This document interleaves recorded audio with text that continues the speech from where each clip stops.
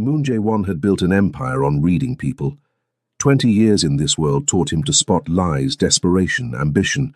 The women who frequented his clubs wore their intentions like perfume, heavy, obvious, cloying. They smiled with calculation, touched with purpose, laughed with agenda. So when Aurelia Hayes walked into his private office at Eclipse, portfolio tucked under one arm and her 6-year-old son's hand in the other, he noticed immediately that she didn't smile at all. "Mr. Moon." Her voice was professional, cautious. "I'm the illustrator your manager hired. I can come back if this is a bad time." She was already turning to leave, protecting her son from whatever instinct told her this room held danger. Smart woman. "Stay." The word came out rougher than intended. She froze, deep bronze skin glowing under his office lights, natural curls pulled back in a practical ponytail. Her eyes, warm, brown, and guarded, met his directly. No flirtation, no calculation, just wariness. He should have let her leave. Instead, he found himself wanting something he hadn't wanted in years. Her smile. 3 days earlier, Aurelia Hayes balanced her laptop on her kitchen counter, while Micah ate cereal at the table, swinging his legs and humming. The freelance illustration gig had come through Corinne Alexander, her former art professor and mentor, who somehow always knew when Aurelia's bank account was getting dangerously low. "It's just preliminary concept art for a nightclub renovation," Corinne had explained over the phone. "The owner wants something elegant, modern, with subtle Asian influences. Your style would be perfect." Aurelia had taken the job without hesitation. Rent was due in 2 weeks, Micah needed new shoes, and her pride couldn't handle asking her mother for money again. "Mommy, can I have more milk?" Micah's voice pulled her back to the present. Magic word. "Please." He grinned, gap-toothed and perfect. She poured the milk, kissed the top of his head, and returned to her designs. The club, Eclipse, wanted sophistication without pretension, luxury without ostentation. She'd spent 2 days sketching concepts, flowing lines that suggested movement, subtle incorporation of Korean artistic motifs, color palettes that shifted from deep blues to warm golds. Her phone buzzed. Corinne again. "They want to meet you in person. Today, if possible. The owner is very particular." Aurelia glanced at Micah. "I don't have childcare until tomorrow. Bring him. I've worked with this client before. He's professional." "And Aurelia." Corinne paused. "This could lead to more work. Serious money. Don't let pride make you refuse." 2 hours later, Aurelia stood outside Eclipse in downtown Seattle, holding Micah's hand. The building was sleek, modern, with subtle lighting that promised exclusivity. Even closed during the day, it radiated wealth. "This place is fancy," Micah whispered. "Remember our deal? You sit quietly, draw in your notebook, and afterwards we get ice cream."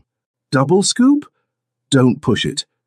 A manager, young, efficient, intimidatingly polished, met them at the entrance. "Ms. Hayes, Mr. Moon is waiting upstairs. Follow me." The interior took Aurelia's breath away. The space was stunning. High ceilings, intelligent lighting, a central bar that looked like liquid silver. Her designs would complement this beautifully. But as they climbed the stairs to the private office, something felt off. The manager's posture was too careful, the security cameras were excessive, and the man stationed outside the office door wore his suit like armor, eyes tracking them with professional assessment. The door opened, and Aurelia's first thought was that the man behind the desk didn't match his surroundings. Moon Jae-won should have looked out of place in the modern luxury office. Instead, he commanded it.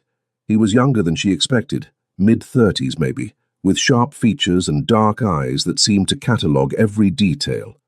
His black hair was styled with careless precision, and his white shirt had the first 4 buttons undone, revealing a muscled chest and a small, elegant tattoo of Korean script on the side of his neck.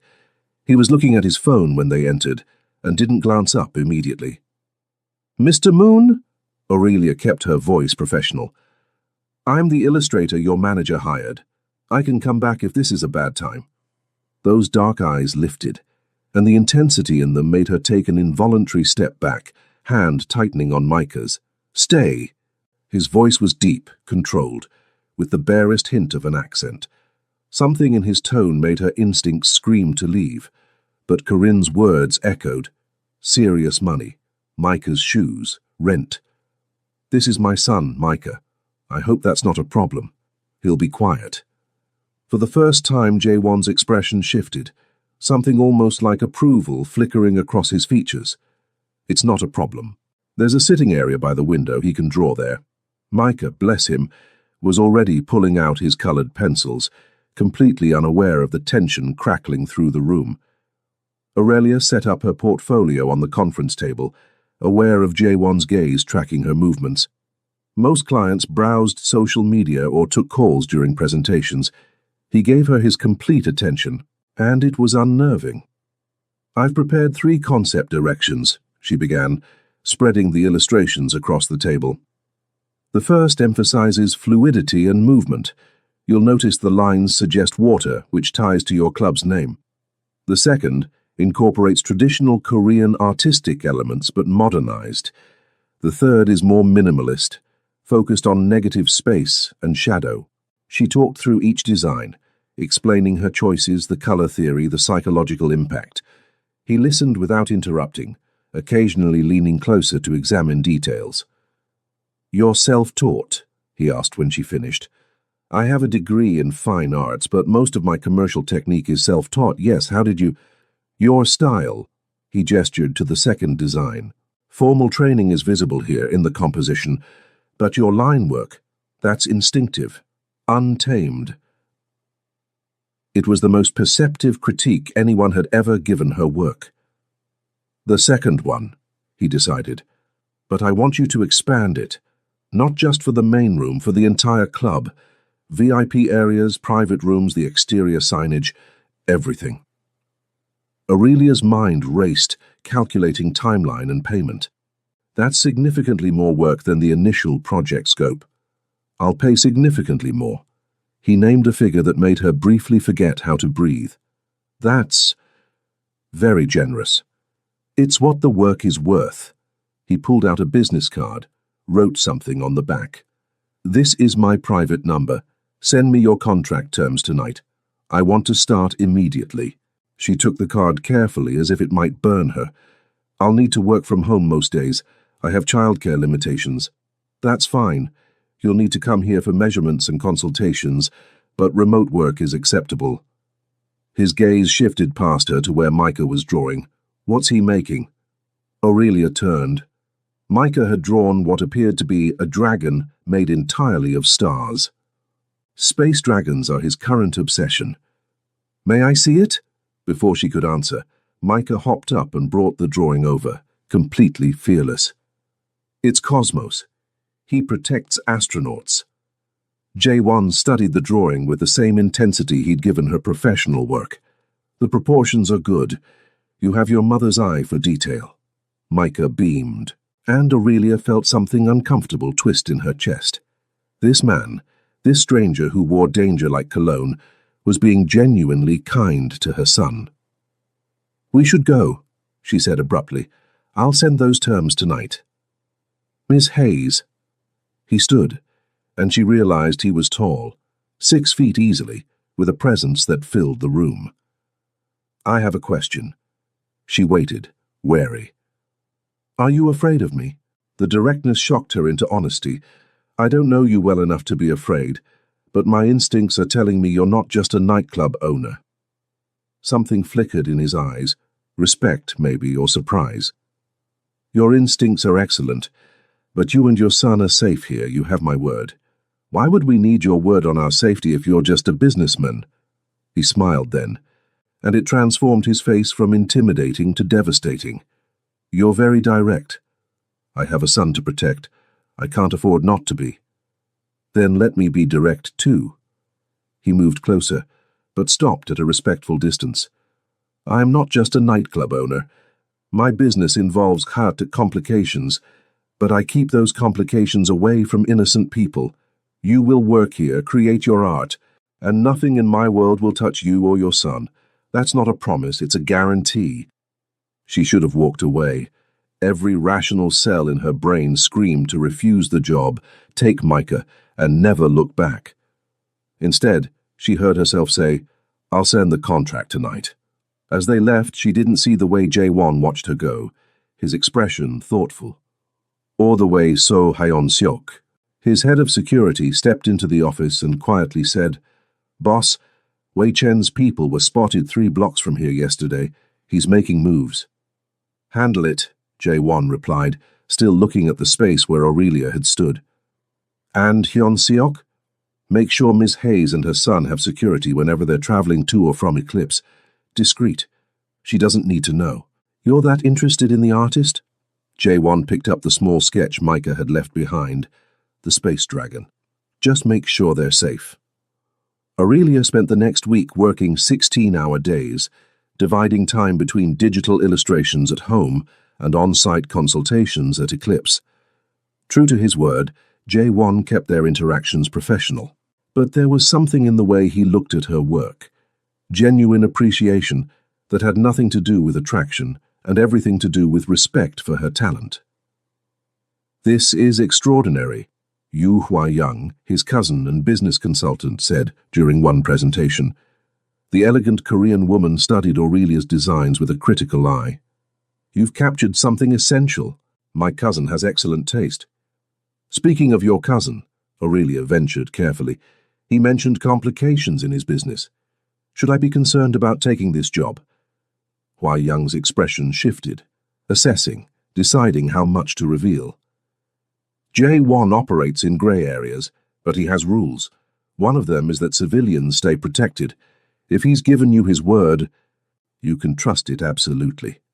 It wasn't exactly reassuring, but it was honest. Aurelia was working late at Eclipse. Micah was with Felicia for a sleepover when Jae-won appeared in the main room where she was taking measurements. "You're here late," he observed. "Deadlines wait for no one." She didn't look up from her tablet, marking dimensions for a wall mural concept. "Have you eaten?" That made her pause. "I'm sorry? It's past 9. Have you eaten dinner? I had coffee around 6. He made a disapproving sound. "Coffee isn't dinner. Come upstairs." "Mr. Moon?" "Jae-won. And it's not a request. You can't work effectively if you're malnourished." His private office had been transformed. A small table held Korean takeout, several dishes, still steaming. The setup was too elaborate to be spontaneous. "You were planning this," she accused. "Hyun-seok mentioned you've been skipping meals. I can't have my artist collapsing from low blood sugar." He gestured to a chair. "Sit." The food was incredible. Bulgogi, kimchi, japchae, steamed rice. Aurelia tried to eat slowly, maintain dignity, but she was starving. "When did you start drawing?" he asked. "Pouring tea."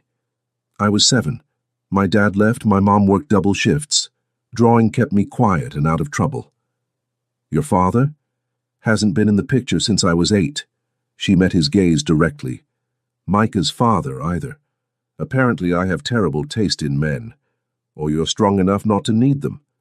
The compliment, simple and sincere, disarmed her completely. "What about you?" she asked. "When did you get into the nightclub business?" His smile was sardonic. "I inherited my position when I was 26. My uncle trained me, then died suddenly.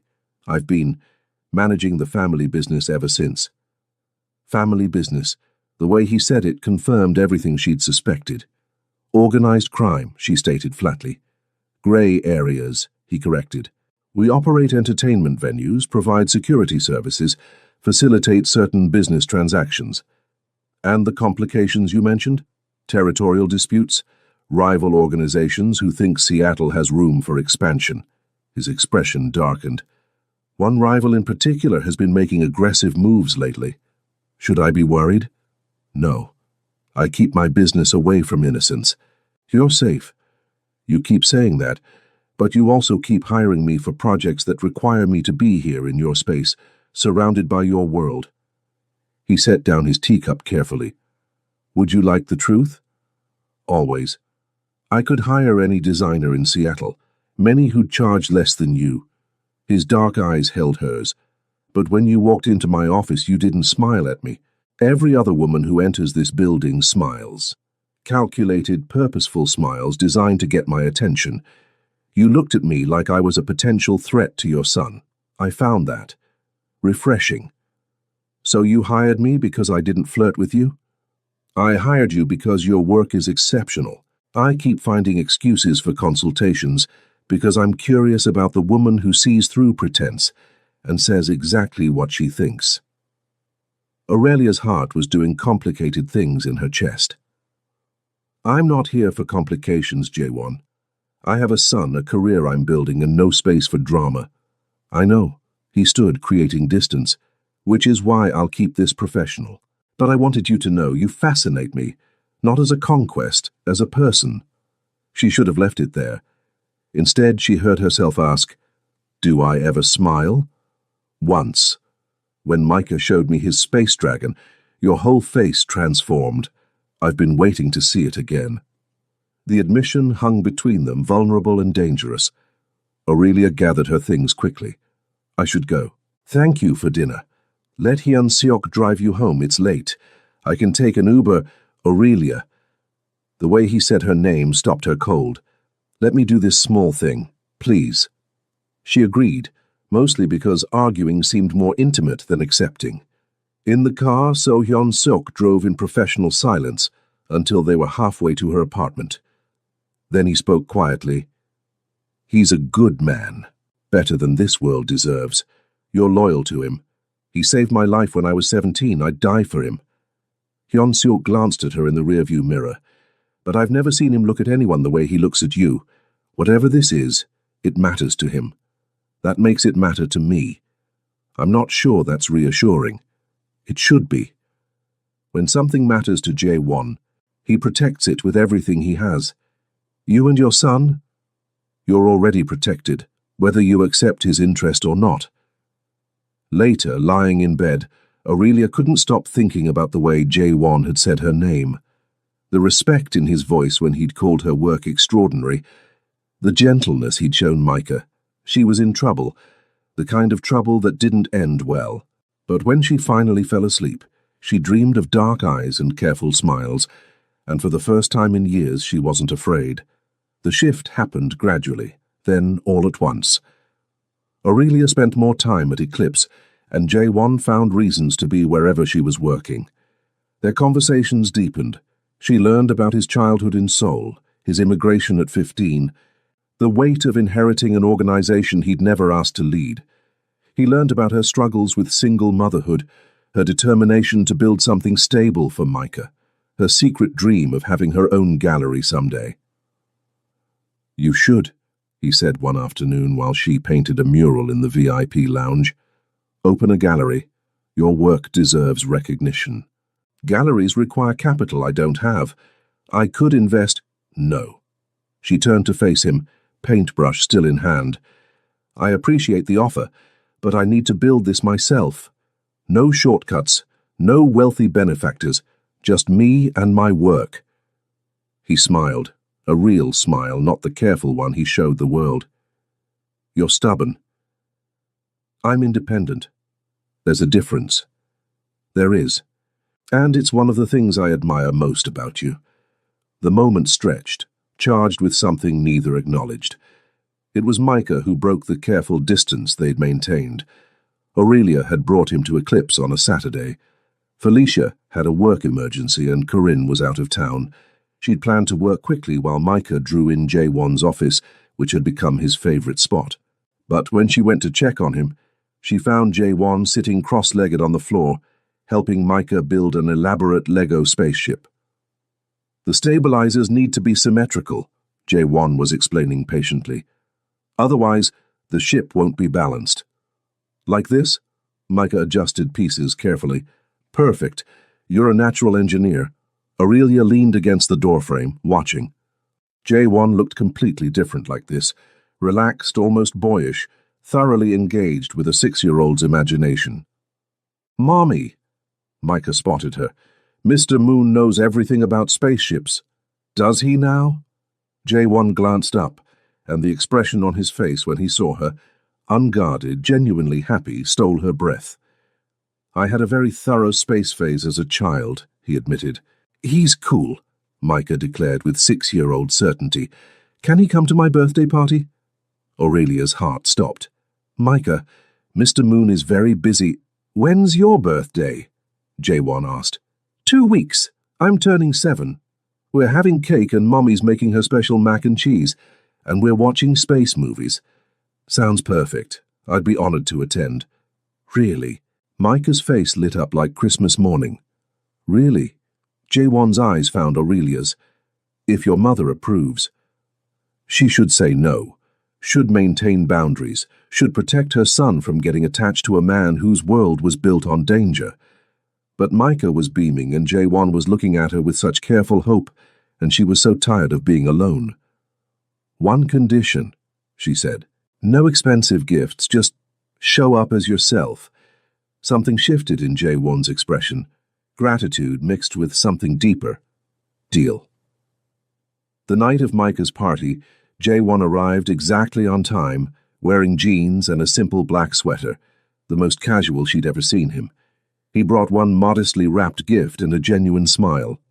Yeon-seok is parked outside, he mentioned quietly while Micah tore into presents.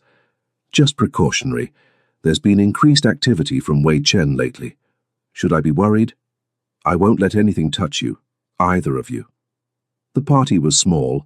Micah, 2 friends from school, Felicia and her daughter, and Malik Jefferson, Aurelia's musician friend who'd known her since art school.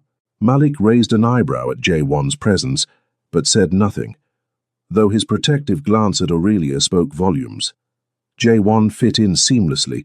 He played with the kids, helped set up the movie, and washed dishes without being asked. When Micah fell asleep on the couch after too much cake and excitement, Jaewon carefully carried him to bed. You're good with him, Aurelia said when he returned. He's easy to be good with, he's remarkable. He needs stability, consistency, not a criminal, Jaewon finished gently. I know what I am, Aurelia. I've never pretended otherwise. Then why are we doing this, whatever this is? He moved closer, and she didn't step back. Because I look at you and see possibility, a version of myself that isn't defined by the organization. You make me want to be better. That's not fair. I can't be responsible for redeeming you. I'm not asking you to. I'm just saying that when you smile, really smile, it's the best part of my day, and I'd like permission to try to earn that smile more often. She should have said no. Instead, she closed the distance between them, rising on her toes, and kissed him. It was brief, tentative, and absolutely terrifying. When she pulled back, his eyes were closed, expression almost pained. Aurelia, don't think. Just for tonight. Don't analyze or plan or worry. Just be here. He kissed her then, properly, his hand cupping her face with devastating gentleness. It was nothing like she'd expected. No aggression, no demand. Just presence and heat, and a tenderness that made her chest ache. They broke apart slowly, breathing hard. I should go, he said, voice rough. Why? Because if I stay, I'll want more, and you deserve someone who can offer you a normal life. What if I don't want normal? What if I just want honest? He pressed his forehead against hers. Then you should know, I'm falling for you, completely, and I have no idea how to protect you from what that means. Before she could respond, his phone buzzed. He checked it, expression darkening. I have to go.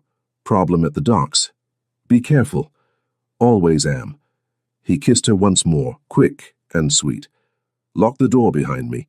Yeon-seok will stay outside until morning. After he left, Aurelia touched her lips, wondering what she'd just started. She found out 3 days later when Jaewon called at 2 a.m., voice tight with controlled panic. Don't go to Eclipse tomorrow. Stay home. Don't answer the door for anyone except me or Yeon-seok. What happened? Wei Chen made his move. He hit one of my warehouses. He's escalating.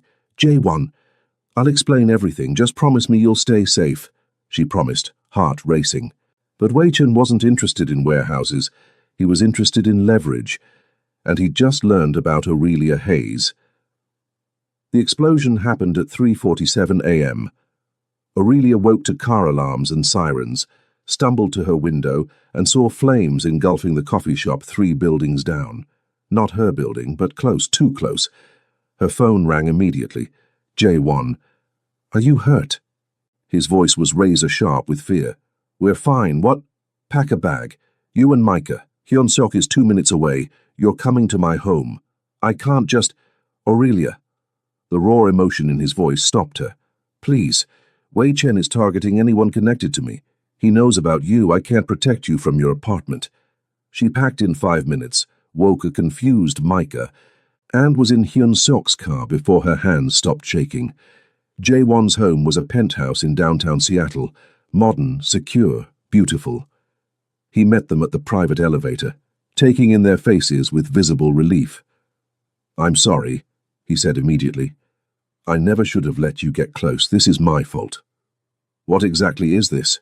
He led them inside, poured her tea she didn't drink. "Wei Chen runs a Chinese syndicate.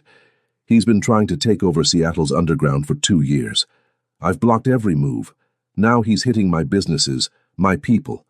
The explosion tonight, it was a message." "What kind of message?" "That he knows about you. That he'll hurt what I care about if I don't back down." Aurelia felt cold. "This is what your world looks like. This is what I'd be bringing Micah into." "No." Jaewon's intensity burned through her fear. "This is what I'll end. I've been managing Chen with diplomacy, trying to avoid war. That ends now. I'm going to eliminate the threat completely." "You mean—" "I mean I'll push him out of Seattle, force him to retreat, whatever it takes." He reached for her hand, stopped himself. "I need you to trust me. Stay here where you're protected. Let me handle this. And if you can't, then I'll disappear. Take you and Micah somewhere Wei Chen can't reach. New identities, new life. Whatever keeps you safe." "You'd give up your organization?" "For you? Yes, absolutely." The declaration should have been romantic. Instead, it terrified her. "I can't ask you to do that." "You're not asking, I'm offering." Micah emerged from the guest room where Hyun-seok had settled him, rubbing sleepy eyes. "Mommy, why are we here?" Aurelia pulled him close. "Just a sleepover, baby. Everything's fine." But everything wasn't fine. Over the next week, Jaewon waged silent war against Wei Chen. Aurelia only saw pieces, tense phone calls, Hyun-seok reporting in code, Yu Hua-young arriving with legal documents and grim expressions. She and Micah stayed in the penthouse protected by rotating security. Malik called twice, Felicia 6 times, Corinne once, saying carefully, "Whatever you're caught up in, I'm here if you need me." Julian Cortez, Jaewon's lawyer, visited to explain precautions. "Mr. Moon wants you to have documentation. If anything happens to him, you and your son have financial protection. A trust, property, safety measures. He's planning for if he dies," Aurelia realized. Cortez's expression was sympathetic. "He's planning for every contingency. That's how he stayed alive this long." The night everything changed, Jaewon came home at midnight, exhausted and defeated. "Chen won't back down," he admitted, collapsing on the couch. "Every move I make, he counters. He's got more resources than I thought, more connections." Aurelia sat beside him, took his hand. "Tell me the truth. What are our options? Fight until one of us destroys the other, or run?" "You'd really leave? This city, your organization, everything you've built?" He turned to face her, and the vulnerability in his eyes undid her. "I've built an empire of shadows. You're the first real thing I've had in years. Yes, I'd leave, for you, for Micah, for the chance at something honest." She kissed him then, desperate, fierce, pouring everything she couldn't say into the contact. He responded with equal intensity, hands tangling in her hair, pulling her closer. They broke apart, breathing hard. "I love you," he said simply. "I know it's fast, I know it's complicated, but I love you. And I need you to know that before—" "Before what?" His phone rang. Hyun-seok's name flashed on the screen. "Boss, Chen's here. Building lobby. He wants to talk." Jaewon's expression went cold and deadly. "How many men?" 3 visible, probably more in vehicles. Let him up, but call in our team. Surround the building. J1, Aurelia started. Go to the safe room with Micah, now. Hyun Seok will take you. I'm not leaving you alone with... Aurelia, please. He cupped her face. Let me protect you. That's all I've wanted since the moment you walked into my office. She wanted to argue. Instead, she whispered, Don't die, that's not romantic, it's just stupid. He smiled. That rare, genuine smile. Yes, ma'am. Hyun-sok hustled her and a sleepy Micah into a reinforced room deep in the penthouse. Through a monitor, she watched Wei Chen step off the elevator. Older, coldly handsome, radiating calculated menace. Moon J1. Chen's English was flawless. We need to discuss terms. There are no terms. Leave Seattle or I'll destroy you. Bold words for a man who's lost 3 shipments this week. Chen smiled. Let's be realistic. You're powerful here, but I have resources you can't match. This war will bleed us both dry. Or... He glanced around the penthouse meaningfully. You could make a smarter choice. And what choice is that? Partnership. We divide Seattle. You keep entertainment. I take imports. Everyone profits. Not interested. Even if the alternative is losing everything? Chen's smile sharpened. Including your artist and her son. Jae-won went very still. If you touch them, I won't need to. You'll push me until I'm forced to respond. Then their blood is on your hands, not mine. Chen moved closer. But if you accept partnership, they live. You live. Business continues. Simple choice. Really. Through the monitor, Aurelia saw Jae-won's expression, the terrible calculation of a man weighing his pride against lives he loved. I need time, he finally said. You have 24 hours. After that, I stop being diplomatic. Chen left, and Aurelia watched Jae-won stand alone in his living room, shoulders bowed under impossible weight. She couldn't let him sacrifice everything for her, but she had no idea how to stop what was coming. The next morning, Aurelia made a decision that would either save them or destroy everything. I need to talk to Wei Chen, she told Jae-won. Absolutely not. Hear me out. No, you're not going anywhere near him. Jae-won. She made him look at her. He's using me as leverage because he thinks I'm your weakness. What if I'm not? What if I'm your solution? What are you talking about? Chen wants legitimacy. He's trying to expand operations, right? What does he need for that? Yu Hua Young, who'd arrived an hour earlier, caught on immediately. Public image. Clean fronts. Cultural integration. Exactly. Aurelia's mind raced. I'm a struggling artist with a child. Perfect sympathetic story. What if I'm the legitimate business front he's been looking for? Art gallery, cultural center, something that looks clean while hiding what he really wants. You'd be his hostage, Jae-won said flatly, or I'd be his partner, with conditions. She looked at Hua Young. Could we write a contract? Partnership where I maintain creative control, fixed term, exit clauses. Theoretically, Hua Young said slowly.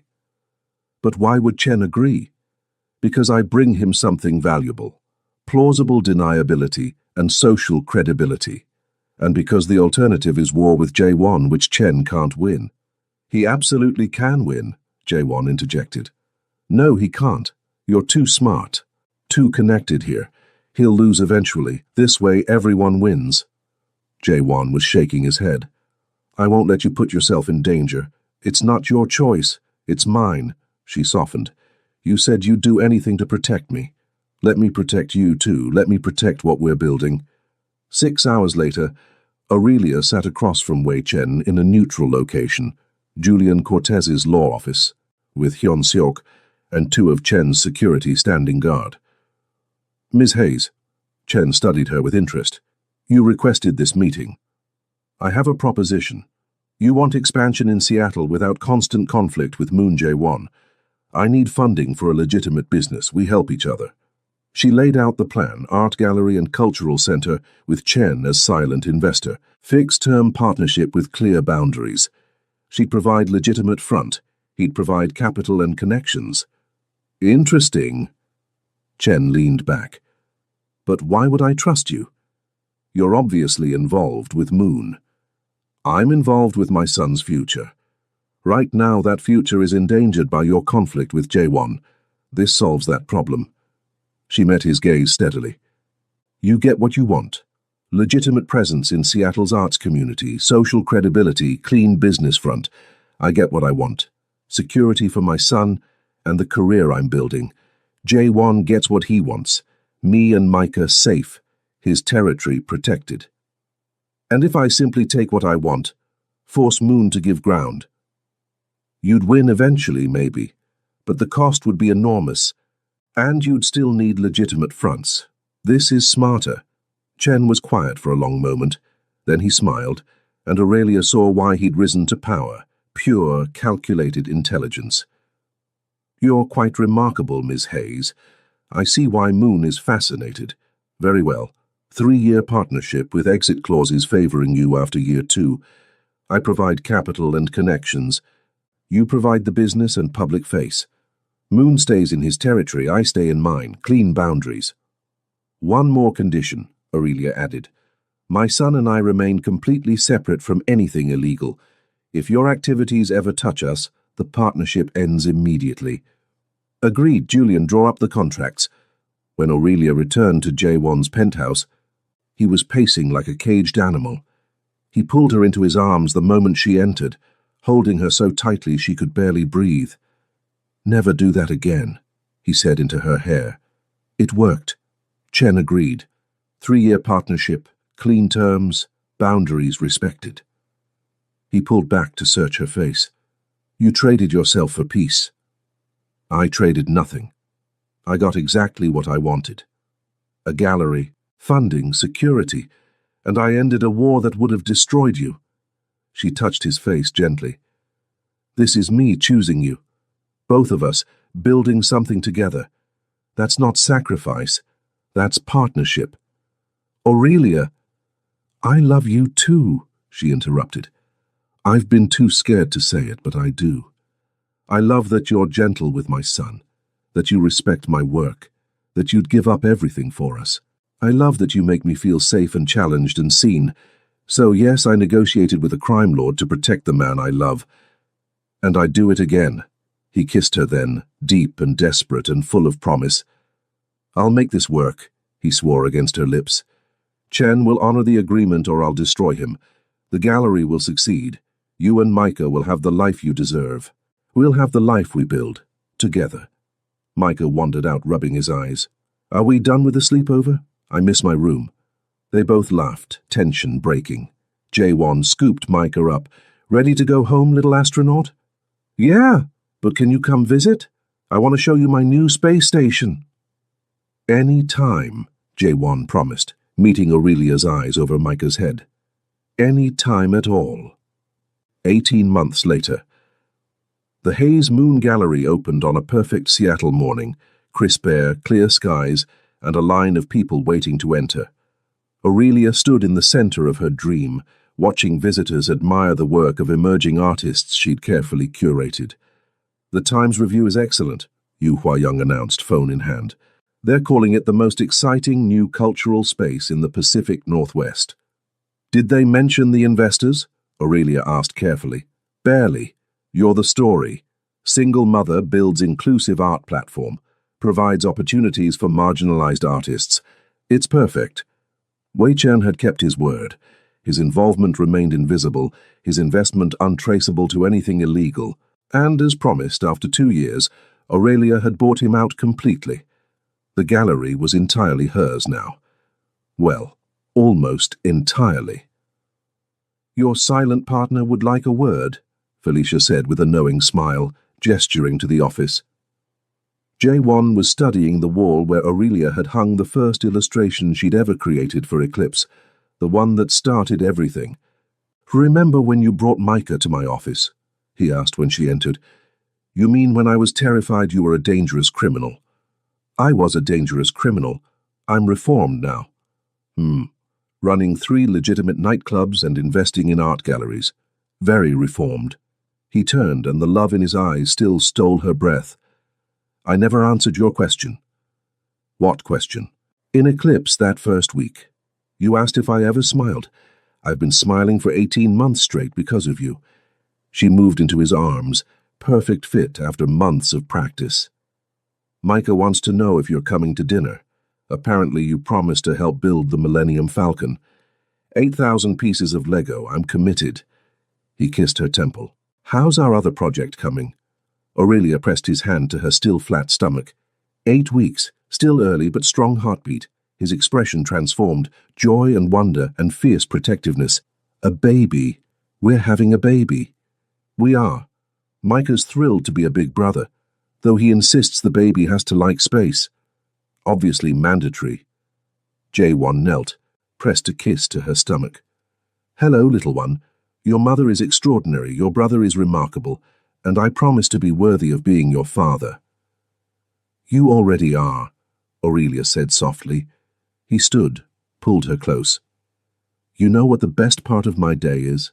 Building Lego. Your smile. Every single day you smile at me like I'm not a former crime boss, like I'm not complicated and dangerous and reformed criminal. You smile at me like I'm just yours. You are mine.